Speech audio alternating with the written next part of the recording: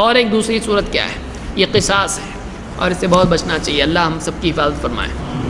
اللہ کے نبی صلی اللہ علیہ وسلم فرماتے ان المفلس من امتی، ایک روایت میں آپ نے پوچھا کہ تمہارے نزدیک مفلس کون ہے؟ صحابہ نے کہا وہ آدمی جس کے پاس نہ درہم ہو، نہ دینار ہو، نہ کچھ ہو۔ آپ نے کہا نہیں، میری امت کا مفلس کون ہے بتاؤ؟ ان المفلس من امتی، میری امت کا مفلس وہ ہے یأتی یوم القیامت بصلاۃ وصیام وزکاۃ، قیامت کے دن آئے گا، اس کے پاس نماز ہوگی، روزہ ہوگا، اس کے پاس زکوٰۃ والا عمل ہوگا، اس نے نماز پڑھی ہوگی، روزے رکھے ہوں گے، زکوٰۃ دی ہوگی، بڑا دیندار تھا، یہ اعمال کر کے آیا ہے، نیکیاں کر کے آیا ہے، اللہ کے حق ادا کر کے آیا ہے۔ وَيَأْتِي، لیکن دوسرا حال کیا ہے؟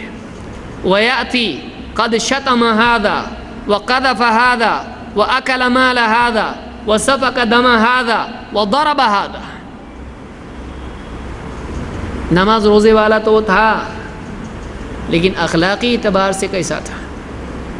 عبادتیں رسمی قسم کے اعمال تو کر لیتا تھا، لیکن واقعی جو انسان کے اخلاق کا معیار ہے، انسان کا اصل کیریکٹر جس میں سامنے آتا ہے، وہاں پھسل گیا تھا۔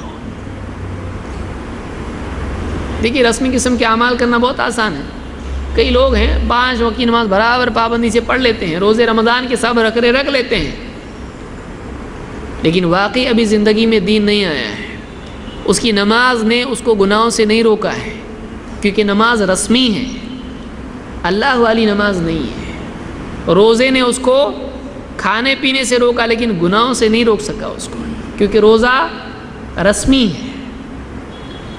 زکوٰۃ وہ دے رہا ہے، لیکن رسم ہے، دے رہا ہے، واقعی ہمدردی مخلوق کی ابھی نہیں آئی ہے، مخلوق کا درد ابھی دل میں نہیں آیا ہے، اسی لیے وہ رسمی قسم کے اعمال تو کر رہا ہے، لیکن اخلاق کے اعتبار سے، بندوں کے حق کے اعتبار سے، حقوق العباد میں وہ مفلس ہے، ظالم ہے۔ نماز روزہ زکوٰۃ لے کر آئے گا، لیکن کیا اس لیے دھوکہ نہیں کھانا چاہیے۔ علماء نے کہا کہ دیکھو یہ نمازی لوگوں کا حال ہے، یہ روزے داروں کا حال ہے، کوئی آدمی دھوکے میں نہ رہے کہ ایک آدمی کچھ عبادتیں کر لے گا اور جنت میں چلا جائے گا، یہ سب دیکھنے کی چیزیں ہیں۔ قیامت کے دن آئے گا تو کیسے آئے گا؟ وَيَأْتِي قَدْ شَتَمَ هَذَا، قیامت کے دن آئے گا تو فلاں کو گالی دی ہوگی، وَقَذَفَ هَذَا، فلاں پر جھوٹی تہمت لگائی ہوگی، وَأَكَلَ مَالَ هَذَا، فلاں کا مال ہڑپ کر لیا ہوگا، وَسَفَكَ دَمَ هَذَا، فلاں کا خون بہایا ہوگا، وَضَرَبَ هَذَا، فلاں پر ہاتھ اٹھایا ہوگا۔ آدمی زبان سے بول دیتا ہے 2 جملے، کسی کی عزت کی پرواہ نہیں کرتا ہے، یہ سمجھتا ہے کہ کوئی اس کو پکڑنے والا نہیں ہے۔ أَلَمْ يَعْلَمْ بِأَنَّ اللَّهَ يَرَى، اللہ نے قرآن میں کیا فرمایا؟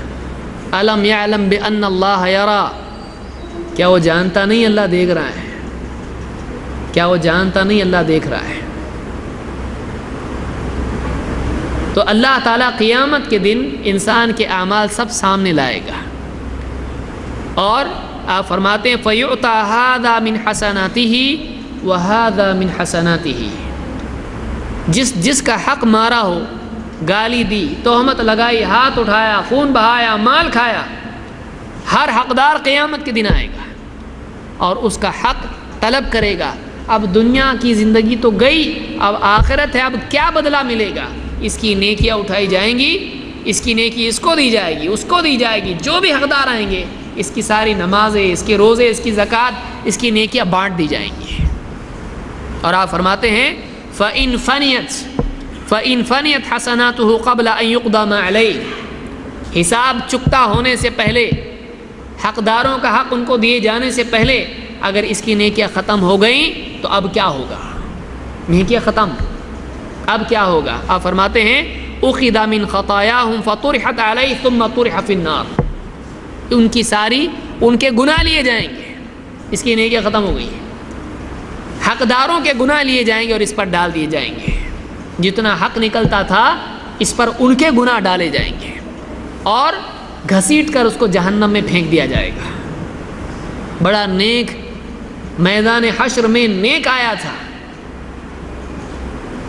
نمازیں لے کر آیا تھا، روزے لے کر آیا تھا، زکوٰۃ لایا تھا، حج لایا تھا، معلوم نہیں کیا کیا لایا تھا، لیکن حقداروں کے حق باقی تھے، ان کے حق ان کو ادا کیے جائیں گے، ان کو نیکیاں دی جائیں گی، اس کی نیکیاں ختم، ان کے گناہ اس پر ڈال دیے جائیں گے، اور جائے گا کہاں پر؟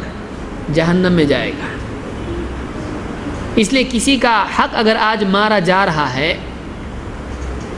اور اس کو اس کا حق نہیں مل رہا ہے تو نا امید نہ ہو، قیامت کے دن اس کو حق ملنے والا ہے۔